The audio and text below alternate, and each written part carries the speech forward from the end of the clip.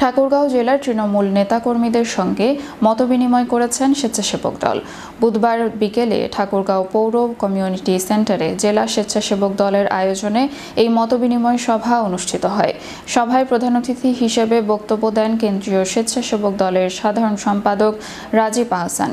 এ সময় অন্যদের মধ্যে বক্তব্য দেন সিনিয়র সহসভাপতি ইয়াসিন আলী, যুগ্ম সাধারণ সম্পাদক ফয়েজ উল্লাহ ফয়েজ, যুগ্ম সাধারণ সম্পাদক নুরুল হুদা বাবু, সিনিয়র সহসভাপতি ফখরুল ইসলাম রবিন, যোগাযোগ সম্পাদক আব্দুল আলিম সহ আইন সম্পাদক জাকির হোসেন জুয়েল, রংপুর বিভাগীয় টিম প্রধান ও সমন্বয়ক ডক্টর মোহাম্মদ মফিদুল আলম খান।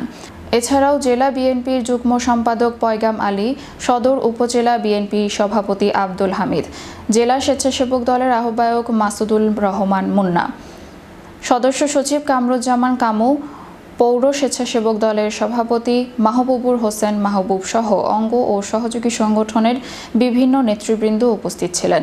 সভায় বক্তারা বলেন, তৃণমূল শক্তি দলের মূল শক্তি। গণতান্ত্রিক আন্দোলনে ঐক্যবদ্ধ থেকে স্বেচ্ছাসেবক দলকে অগ্রণী ভূমিকা রাখার আহ্বান জানান তারা।